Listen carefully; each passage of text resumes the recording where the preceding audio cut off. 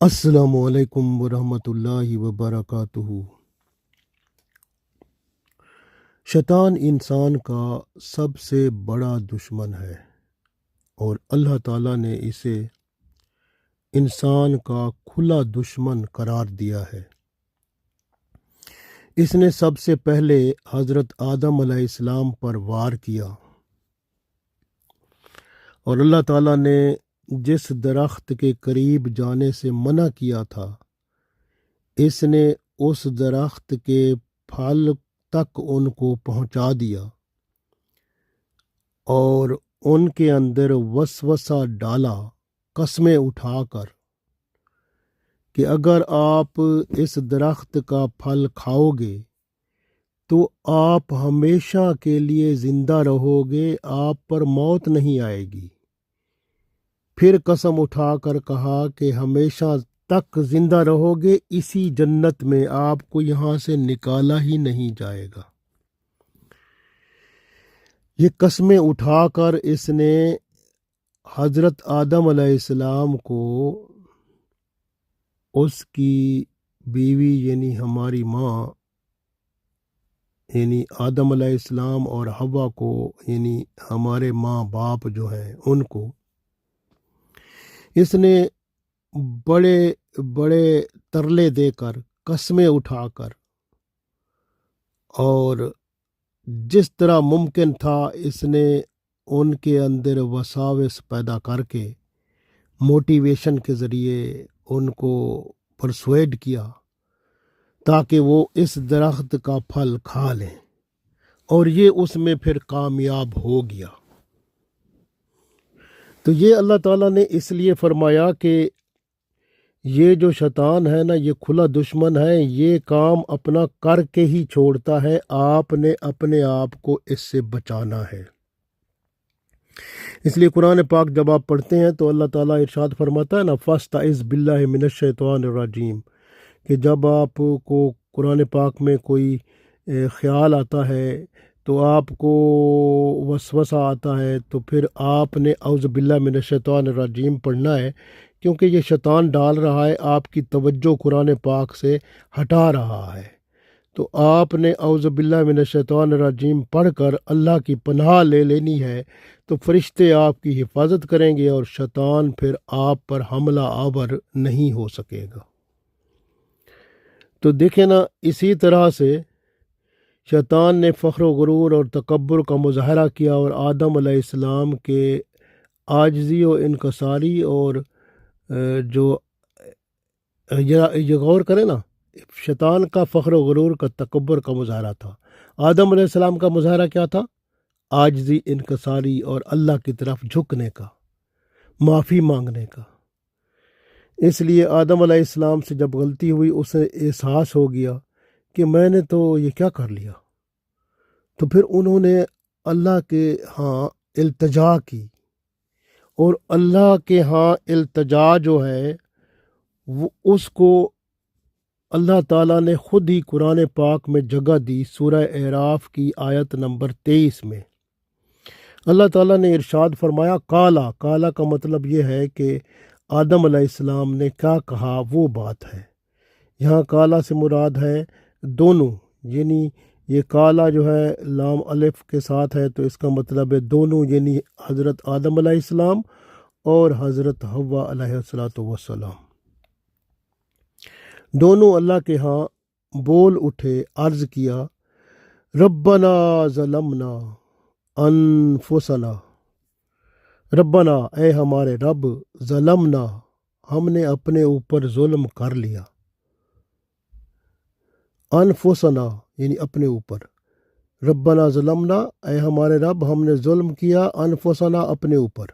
ہم نے اپنے آپ پر ظلم کر لیا کہ یہ جو درخت کے قریب جانے کا منع فرمایا تھا ہم نے تو اس کا پھل تک بھی کھا لیا۔ وَإِن لَّمْ تَغْفِرْ لَنَا، اگر یا اللہ آپ ہمیں معاف نہیں کریں گے، وَتَرْحَمْنَا اور ہم پر رحم نہیں فرمائیں گے، لَنَكُونَنَّ مِنَ الْخَاسِرِينَ تو پھر ہم خسارے میں ہو جائیں گے۔ اب دیکھیں نا اسی آیت میں سورۃ العصر میں اللہ تعالیٰ نے ارشاد فرمایا نا والعصر ان الانسان لفی خسر، کہ انسان سارے خسارے میں ہے، کیونکہ شیطان کے بھڑکانے پر، شیطان کے وسوسہ ڈالنے پر یہ تھوڑا سلپ ہو جاتے ہیں، یہ گناہوں میں جا پڑتے ہیں، غلطیاں ان سے ہو جاتی ہیں، کیونکہ یہ آدم علیہ السلام کی اولاد ہیں، اور اس طرح سے ان کے ہاں یہ غلطی میں جانے کا عنصر چھپا ہوا ہے۔ لیکن اللہ تعالیٰ نے یہ دعا قرآن پاک میں عطا فرما کے واضح طور پر ارشاد فرما دیا کہ خسارے سے نکلنے کا راستہ موجود ہے۔ والعصر ان الانسان لفی خسر، وقت کی قسم انسان خسارے میں ہے، لیکن اللہ تعالیٰ نے وضاحت فرما دی کہ جب خسارے میں بندہ پڑ جائے، یعنی کوئی گناہ غلطی بندے سے ہو جائے، تو پھر بندہ اللہ تعالیٰ کے ہاں جھکے، جس طرح انسانوں کے والدین مین اماں حوا اور بابا آدم، جیسے وہ جھکے تھے اور انہوں نے عرض کیا تھا، اسی طرح یہ انسان بھی اللہ کے ہاں عرض کرے ربنا ظلمنا انفسنا وَإِن لَّمْ تَغْفِرْ لَنَا وَتَرْحَمْنَا لَنَكُونَنَّ مِنَ الْخَاسِرِينَ۔ تو اگر بندہ اللہ تعالیٰ سے عرض کرے اے ہمارے رب، ہم نے اپنے اوپر ظلم کر لیا، غلطی ہو گئی، گناہ ہو گیا، وَإِن لَّمْ تَغْفِرْ لَنَا، اگر تو ہمیں معاف نہیں کرے گا، وَتَرْحَمْنَا، اور ہم پر رحم نہیں کرے گا، لَنَكُونَنَّ مِنَ الْخَاسِرِينَ، پھر جو بات آپ نے فرمائی ہے نا ان الانسان لفی خسر، تو پھر ہم من الخاسرین، تو ہم خسارے میں ہو جائیں گے، ہم نقصان پانے والے ہو جائیں گے، دنیا میں بھی آخرت میں بھی۔ تو یہ انسان جو گناہ کرتا ہے وہ پھر اسی طرح اللہ کے ہاں یہ دعا کر کے التجا کرتا ہے۔ تو یہ اللہ تعالیٰ نے راستہ بتا دیا کہ خسارے سے نکلنے کا ایک راستہ یہ بھی ہے جو آدم علیہ السلام نے اللہ تعالیٰ کے ہاں عاجزی انکساری کے ساتھ پیش کیا، عرض کیا، مغفرت کی، دعا کی، توبہ کی، توفیق عرض کی، تو اللہ تعالیٰ نے دعا قبول فرما لی، تو اللہ تعالیٰ کا احسان ہو گیا۔ اللہ تعالیٰ بندے پر احسان کرتا ہے جب بندہ اللہ تعالیٰ کے ہاں اپنا تعلق قائم کر لیتا ہے، تو پھر اللہ سے تعلق دوبارہ جڑ جاتا ہے۔ گناہ سے تعلق اگر ٹوٹتا ہے تو توبہ استغفار کے ساتھ تعلق دوبارہ جڑ جاتا ہے۔ اللہ تعالیٰ گناہوں کے خسارے سے بندے کو نکال کر پھر ایمان کی روشنی میں لے آتا ہے، پھر وہ نیک اعمال کی توفیق ملتی ہے اور بندہ حق پر قائم ہوتا ہے، صبر بھی کرتا ہے، اور حق اور صبر کی دوسروں کو پھر تلقین بھی کرتا ہے۔ تو یہ اللہ کی رحمت ہے۔ آپ غور کریں کہ اللہ تعالیٰ بہت مہربان ہے، جب کرم فرماتا ہے نا تو پھر اس کے کرم کی مثال بھی نہیں ملتی، بہت احسان ہوتے ہیں۔ یہی بات آپ دیکھیں، وہ حضرت موسیٰ علیہ السلام کو جب اللہ تعالیٰ نے وہ کوہ طور پر بلایا تھا، پیچھے بنی اسرائیل کے لوگ جو تھے، جو موسیٰ علیہ السلام کے پیروکار تھے، اللہ پر ایمان رکھتے تھے، ان میں سے کچھ لوگ جو تھے وہ راہ راست سے ہٹ گئے، گمراہ ہو گئے۔ سامری جو تھا، اس نے جو بچڑا بنایا تھا اس کے شکنجے میں آ گئے اور بچڑے کی عبادت کرنے لگ گئے، اسے سجدہ کرنے لگ گئے، اس کی بندگی کرنے لگ گئے، جس طرح اللہ کی بندگی کی جاتی ہے۔ وہ اس کی بندگی میں لگ گئے، اس کی عبادت میں لگ گئے۔ نتیجہ کیا ہوا کہ وہ گمراہ ہو گئے۔ پھر جب موسیٰ علیہ السلام واپس آئے انہوں نے دیکھا تو یہ لوگ ان جنہوں نے گناہ کیا تھا، یہ اس بچھڑے کی پوجا کی تھی، ان کو احساس ہوا جب موسیٰ علیہ السلام نے بچھڑے کو وہ آگ میں ڈالا اور اس کو پھر وہ دریا میں ڈال دیا اس کی خاک کو، تو پھر کیا ہوا کہ یہ لوگ جنہوں نے بچھڑے کی پوجا کی تھی وہ ان کے اندر احساس پیدا ہوا ندامت کا، شرمندگی کا، کہ ہم گمراہ ہو گئے اور اللہ کی طرف جھک پڑے۔ تو موسیٰ علیہ السلام کے پاس عرض کیا آپ بھی دعا کریں، تو پھر اللہ تعالیٰ نے عرض ان کی، التجا ان کی قبول کی، اور دعا ایسے قبول ہوئی کہ جس بندے نے اس بچڑے کی پوجا کی تھی اس کا کوئی رشتہ دار جس نے اس کی پوجا نہیں کی تھی وہ اس کو قتل کرے گا۔ اب یہ قتل ہوگا تو پھر اس کی توبہ قبول ہوگی۔ تو وہ اس پر بھی تیار ہو گئے کہ ہم قتل ہونے کو تیار ہیں۔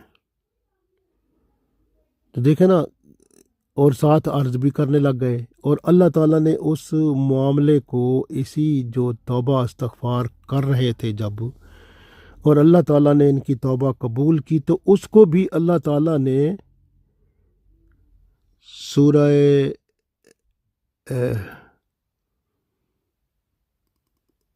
اعراف کی آیت نمبر 149 میں بیان فرمایا ہے۔ ارشاد باری تعالیٰ ہوتا ہے، اعوذ باللہ من الشیطان الرجیم، بسم اللہ الرحمن الرحیم، وَلَمَّا سُقِطَ فِي أَيْدِيهِمْ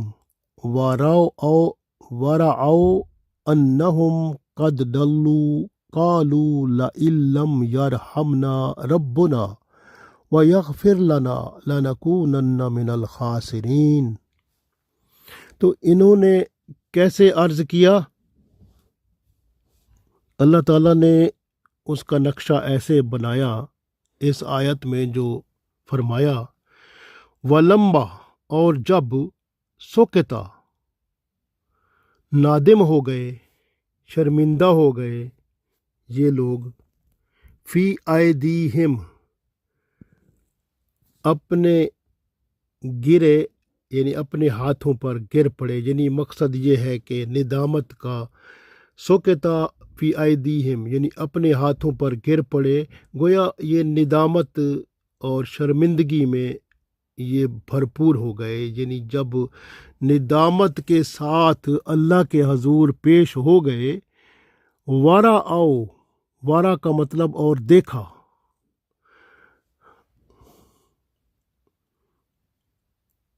وارا اور انہوں نے دیکھا، انہم، کہ قد ڈلو، کہ تحقیق ہم تو گمراہ ہو گئے، قالو، تو بول پڑے، لَئِن لَّمْ یرحمنا، اللہ تعالیٰ کے حضور عرض کیا کہ اگر تو نے ہمیں تو نے ہم پر رحم نہ فرمایا، لَّمْ یرحمنا، اگر تو نے ہم پر رحم نہ فرمایا، ربنا، اے ہمارے رب، وَيَغْفِرْ لَنَا، اور تو نے اگر ہمیں معاف نہ کیا، لَنَكُونَنَّ مِنَ الْخَاسِرِينَ، تو پھر ہم خسارے میں ہو جائیں گے۔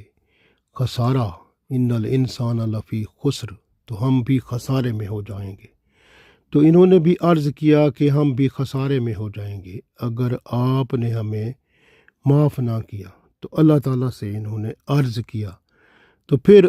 موسیٰ علیہ السلام کو اللہ تعالیٰ نے وحی فرمائی، اور ارشاد ہوا کہ توبہ ان کی قبول ہو گئی، لیکن یہ اس کے بدلے میں یہ قتل کیے جائیں گے۔ تو پھر توبہ ان کی قبول ہوئی، مقصد ہے توبہ پھر بھی تو قبول ہو گئی، اور دنیا تو جیسی تھی لیکن آخرت تو سنور گئی نا۔ توبہ قبول ہونے کا مقصد یہ ہے کہ دنیا میں جو اگر ان کو سزا مل گئی تو آخرت ان کی سنور گئی۔ تو یہ اللہ تعالیٰ کا احسان ہو گیا۔ تو اللہ تعالیٰ نے یہ بیان فرما دیا ہے کہ استغفار توبہ کرنے سے بندے کے اوپر شیطان کا جو حملہ ہوتا ہے اس کے اثر سے کوئی گناہ ہو جاتا ہے تو اللہ تعالیٰ اس کو معاف فرما دیتا ہے، پھر اللہ تعالیٰ بندے پر احسان فرماتا ہے، اس کے ایمان کو، اعمال صالح کو اور حق پر بھی اس کو قائم رہنے کی توفیق دے دیتا ہے، اور پھر صبر کر کے بندہ اللہ کے حضور کامیاب و کامران ہوتا ہے، پھر اسی حق کو صبر کے ساتھ دوسروں کو تلقین کرتا ہے، پھر اللہ کا پسندیدہ بندہ بن کر دنیا و آخرت میں کامیاب و کامران ہوتا ہے۔ اللہ تعالیٰ سے دعا ہے کہ اللہ تعالیٰ ہمیں دنیا اور آخرت میں کامیاب و کامران فرمائے، آمین۔